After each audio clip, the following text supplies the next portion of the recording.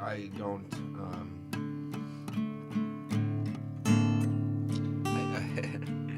Again, I'm at this place where like I don't really know what I want to say because I'm just trying to find this place to speak to something, and I'm just not sure what that thing is. So I just I'll just try, and I'll just see what happens, I suppose. But the idea of trying to figure out a way to talk about, mortality quite difficult. It's a bit difficult. Because how do you talk about it? Without recognizing that you can't logically talk about it, right? Like there's beliefs. People have ideologies, whether they're religious or otherwise, but nobody knows. When you try to claim to know, like that's just disingenuous, and I think it makes it all the more difficult to have a logical conversation or a logical thought process around it, right? When it's like you believe it, you don't. That's it. It's black or white. And like I just don't know that that's helpful. I just don't know that that's helpful.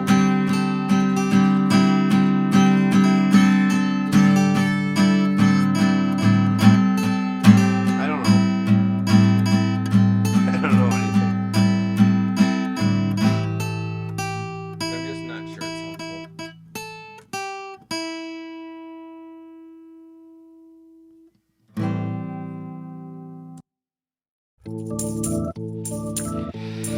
Dude, I just have to say that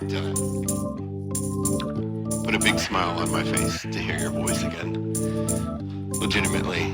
And I didn't mean any, no, I'm not going to do that self-defeatist David thing. I didn't want you to feel pressured, like, to do it right away, to hang out or whatever. Just excited for you, happy for you.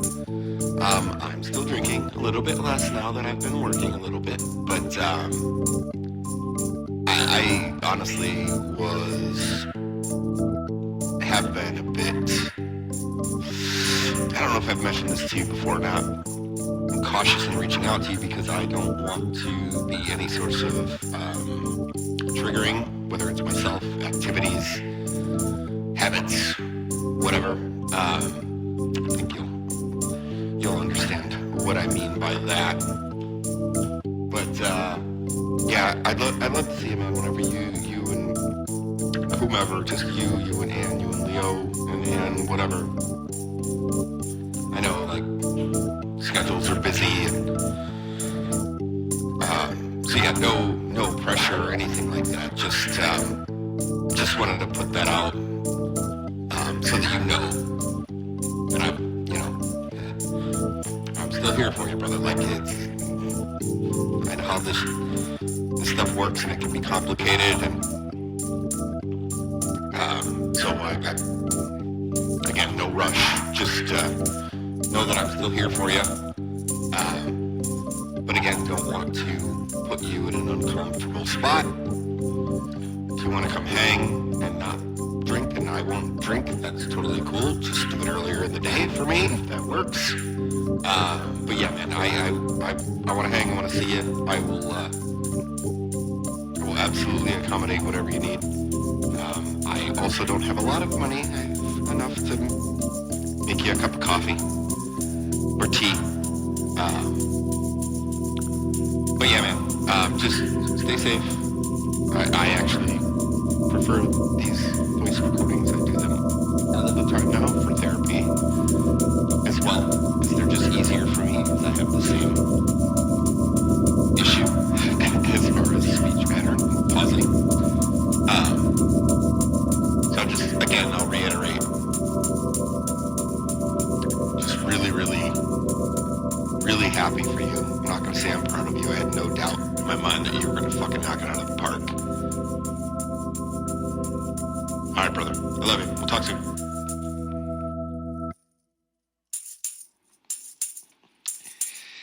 Dude, I just have to say that put a big smile on my face to hear your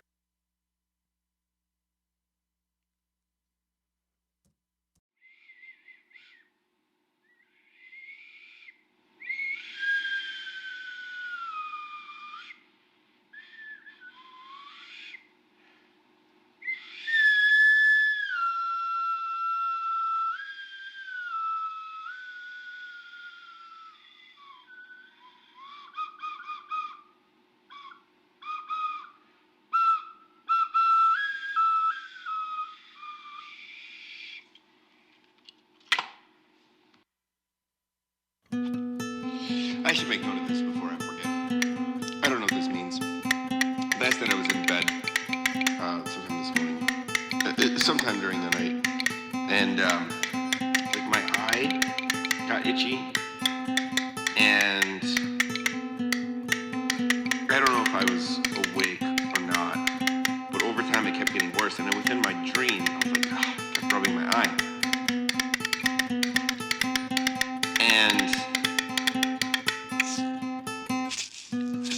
I hadn't thought about this. I just had a similar dream the other day, but about something different of not being able to find the bathroom. So now I'm starting to connect dots. But anyway, and I was wandering around the grocery store, and it was the old Dominick's that I used to go to as a kid. And I found a mirror, and I was like pulling. I know you can't see me, but I'm doing the gesture like towards, on my right eye, towards the bottom end of like eyelashes, and there was like something like kind of coming out of it, and it was weird. I was like, what the hell is that? And as I kept pulling on it, it started to like manifest itself into like a broken ballpoint pen that came out of my eye, and I was like, oh, that's weird, but there's like touching underneath like my eyelid, there's other stuff in there. What the hell is happening? And like kept getting distracted within this dream. And at this point I forget what, but basically trying to find someone. And so I was like, okay. And then I would find another mirrored surface and pull on it, and like this time was like a broken pencil. I'm like, okay, there, now I feel better. And then, moments later, within the dream, I was like, my eye is feeling weird again. And like, so the next time I went to go like fiddle with it, like dirty jelly beans coming out of my eye, or like old coins or whatnot. And I realized why did my eye become basically like a used couch, like whatever you'd find it in the sofa seats? And I don't have an answer, but it was creepy. And again, in hindsight, the fact that it was in the old Dominick's store, I think is telling, because there were times as I would get older, like I'd go grocery shopping with my mom and dad, and we would go to Dominick's.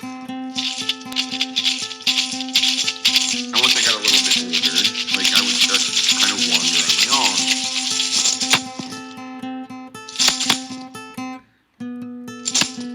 And so I don't know what the relevance is of these two things, to be honest. But the other part was like, and this was another thing I think, now that I'm rehashing these thoughts, is like not being able to find my cell phone. And I think that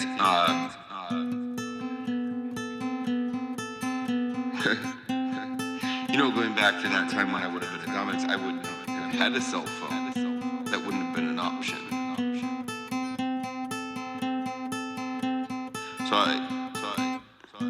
Because another recurring theme that I'm thinking about now is being trapped, like not knowing where the exit or entrance is within dreams. Like, you can't go that way, you can't go that way, you can't go that way.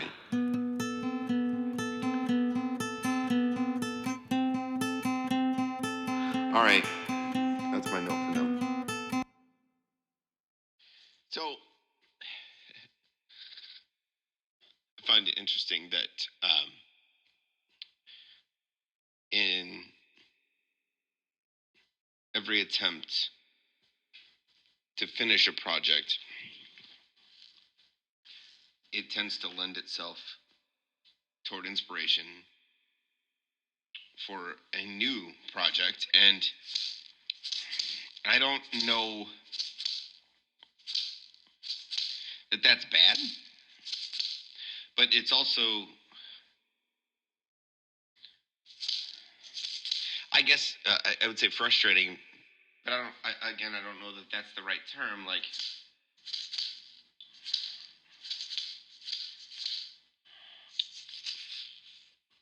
because if I'm honest with myself, like I don't want to necessarily like finish anything.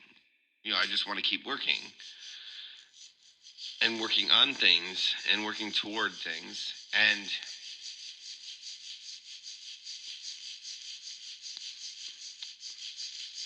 at the same time, like the materialistic, capitalistic aspects, I don't even know if those are the right terms to use, but like things should be finished, right? Like you're done. Like you've completed something. And yet at the same time, I don't know that anything's ever complete.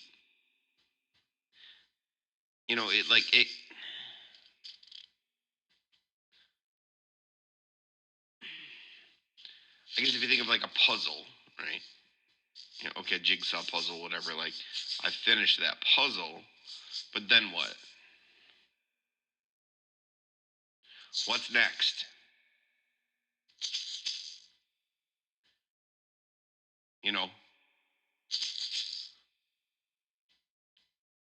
What's next? Clicker. All right, I turned off the clicker. Okay, so trying to finish up this project. And I wasn't entirely sure when I started it what it was going to be. But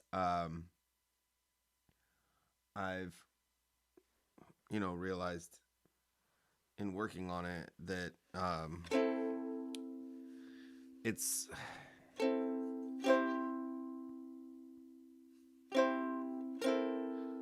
Nope, not that. It's about mortality and how we live our lives, what we spend our time on, what our priorities are. And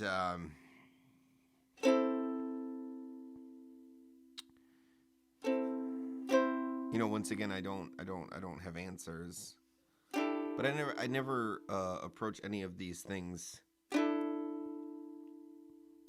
with that objective, is to find answers, because I don't think that they would be the same for me or my neighbor, my mother, my father, my sisters, my brothers, my friends. Like I don't think any of that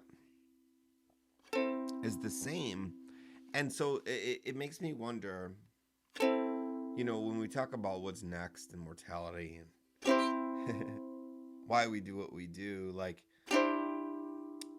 the idea that in some way we should all have the same outcome, or the same end to our story. That just, fundamentally to me feels disingenuous. Stopped. Oh, there it is again. Okay. It just,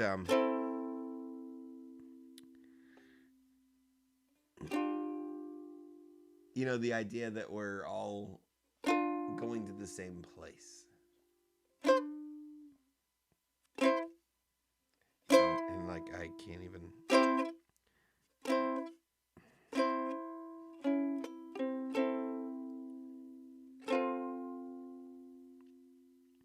Play the ukulele at this point because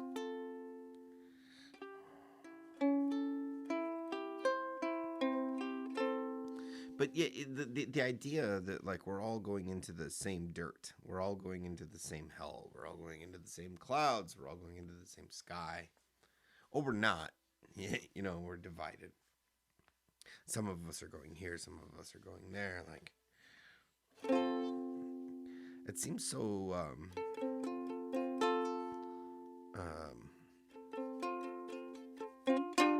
like if you just took a step back, it just seems so nonsensical, right? Like if I said that some of us are going to go to the ice cream kingdom and some of us are going to go to the fudge shop. Fudge shop was difficult. Or David, don't do it. Don't do it. Or if someone said they were going to take you to the candy shop. I did it, and I'm sorry. And like, that's where you're going to live out your eternity? Like, I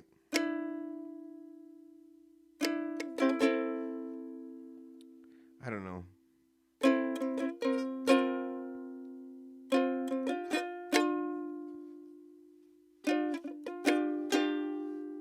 I forget how little these things are.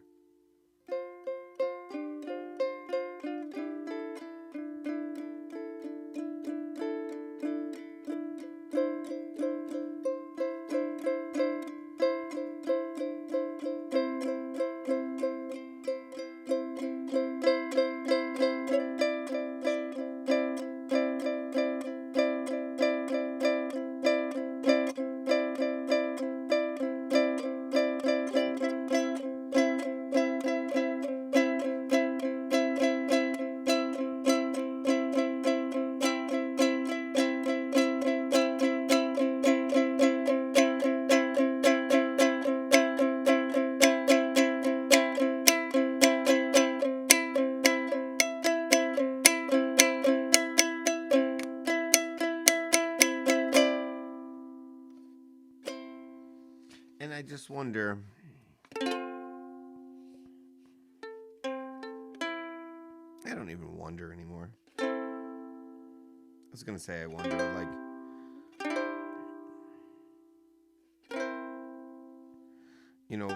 there are folks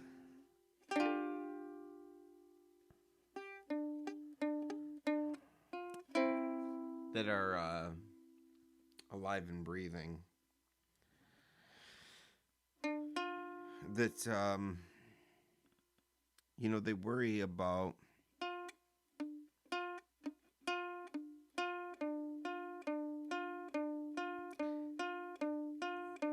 they worry about what's going to happen next. And while I understand the concept of that, I don't quite understand the logistics of it. Like if you had any question, and I know they don't have any question. They do their puzzles, right? They say their prayers, They shun the people they think they're supposed to shun, but they have no evidence that anything that they claim to believe is actually going to happen. So why can they be so sure?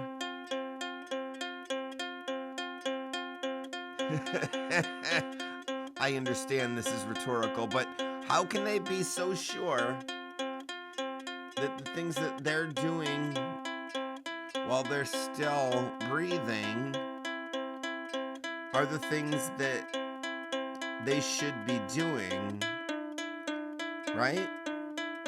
Again, I understand this is rhetorical, but if we're just looking at it logically, objectively, what evidence do you have, right? If you thought the gays were awful, I know, I'm going there. But you think God is all powerful.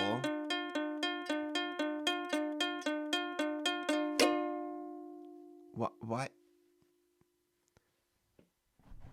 Why did God let there be gays?